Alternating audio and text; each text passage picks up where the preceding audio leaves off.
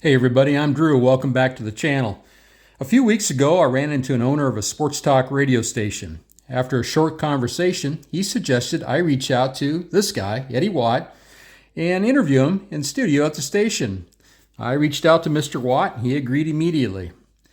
Now, I meet with the station owner later today, and at this time, I'm not sure what the format's going to look like, but I'm hopeful that people can ask questions in the YouTube chat, and the producer will populate the questions for us. The interview is scheduled for Sunday, October 20th at 1 o'clock p.m. Central Time. It will be live and can be found at 93.7 The Ticket. So if you were so inclined and you want to catch that interview on YouTube, the call letters and the station information will be below. Eddie Watt was so easy to interview last year when I met with him. He's such a great storyteller. If you're curious to see what that interview was about, it's on episodes 31, 32, 33, and 34 of my channel. Special thanks to Robert over at the Commenting Collector, who had me on his collector's chat recently and gave me an opportunity to plug that interview, so I appreciate it. Also want to say thank you to Gordon over at the Athlete Archives, who I had a wonderful conversation with, and we did about a 40-minute episode on Bert Campaneris. Now, all that said, I picked up a few Eddie Watt cards here recently. I thought, why not? I'm going to do a run. So this is his 1968 Topps card. Again, he was with the Baltimore Orioles. For the majority of his career, he had a little stint with Philadelphia. That's the back of that card. Also picked up a 69 and an 8. Here's the back of that. And up here in the cartoon, it says Eddie pitched 2 no-hitters in 2 weeks for Elmira in 1965. That's quite a feat at any professional level. And then I also grabbed this in a 9. It says 1974 Topps.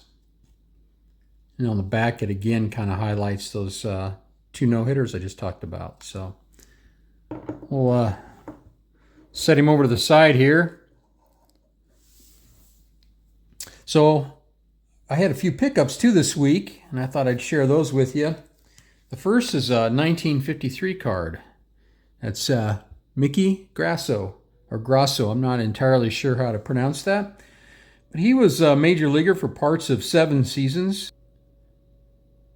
Now, he was in the United States Army, and he was a POW held by the Germans for over 2 years. He was one of 10 Allied prisoners who escaped as well. I'd recommend heading over to Mike's channel. He's the sports history collector. He did a nice bio on Mickey Grasso here not too long ago. But that's the front of the 1953 card, card number 148. Here's the back. Also picked up Stan Hack. And I really needed this card. It's been hard to find this in a PSA 5 or better, so I bought this off eBay. It looked pretty darn good, so I'll be sending that in for grading. Stan Hack actually, here it says he was a manager, but he was a pretty good ball player too. He had a .301 batting average. He had 2,193 hits. He was a 5-time All-Star in 16 seasons. He's in the Cubs Hall of Fame. And as I said, he was a manager for the Cubs for 3 years and in one additional season with the St. Louis Cardinals. The back of that card.